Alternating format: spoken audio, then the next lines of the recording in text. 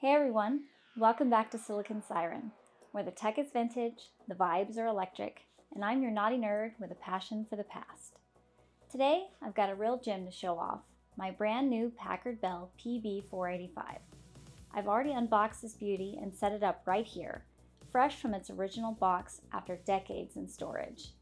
In this video, I'm going to walk you through what powers this machine, its specs, its story, and the roller coaster history of Packard Bell.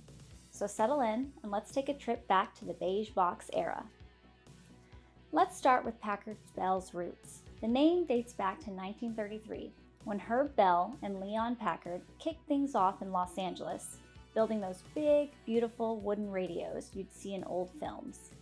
They earned a solid rep for affordable electronics, even jumping into defense tech during World War II. But the Packard Bell we're talking about today, that's a different beast. In 1986, a group of Israeli-American investors bought the name from Teledyne, who'd owned it since '68 and pivoted hard into personal computers. Their goal? Flood the market with affordable PCs for regular folks. And they did. Through retail giants like Sears, Walmart, and Circuit City, they became a household name. So, here's the star of the show, the PB485. This thing's running an Intel 486SX processor, switchable between 8 and 20 megahertz. That turbo button? Total 90s flex. It's got 2 megs of RAM, enough to handle DOS or early Windows 3.1 like a champ, but definitely not Windows 95. We'll fix that later though. And the hard drive? A roomy 130 megabytes. That's laughable now, but back then it could hold your games, including Leisure Suit Larry, a word processor, and maybe some low-res art you tried to make. So check this out, dual floppy power, a 3.5-inch 1.44 megabyte drive and a 5.25-inch 1.2 megabyte drive. That's versatility. Perfect for installing software or juggling disks for something like King's Quest. Packard Bell was obsessed with bundling, and this setup's a prime example. Everything you need right out of the box. They even threw in tons of preloaded software, sometimes useful, sometimes bloatware, depending on who you ask. So here's the display, an EVGA monitor rocking 1024 by 768 resolution. That's crisp for the early 90s. Ideal for Windows 3.1's chunky icons or blasting imps in Doom. Packard Bell was all in on the multimedia craze back then. They slapped multimedia PC labels on everything, pushing sound cards and CD-ROMs before they were standard. This type of monitor's a big part of that push. Clean visuals to match the experience.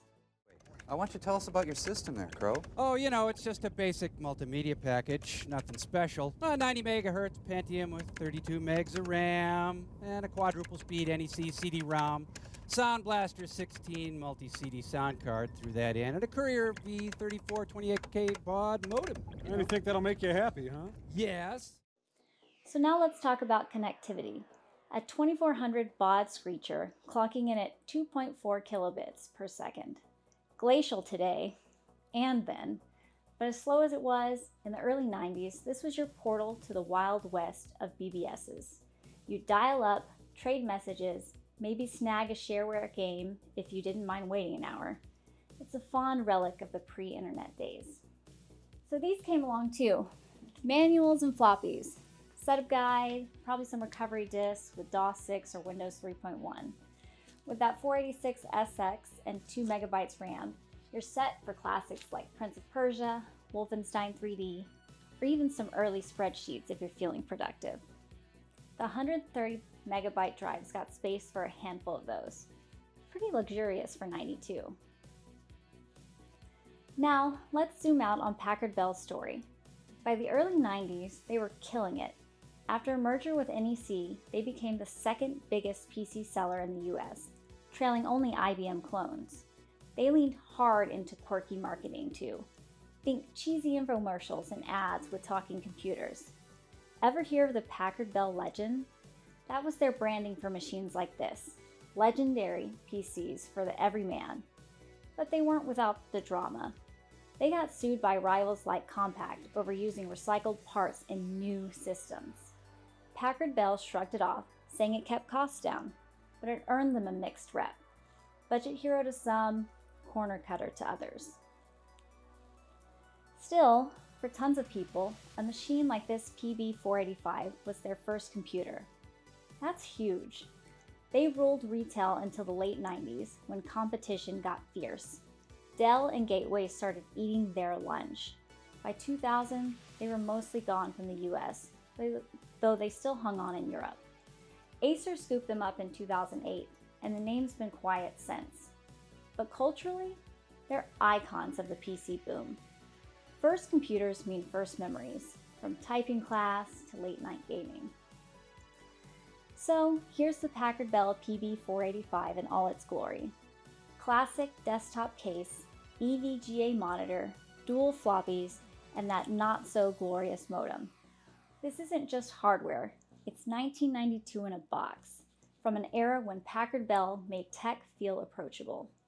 I'm firing this up soon. Gotta test that turbo mode and see what it can do. So what do you think I should run? Doom? SimCity? Something obscure?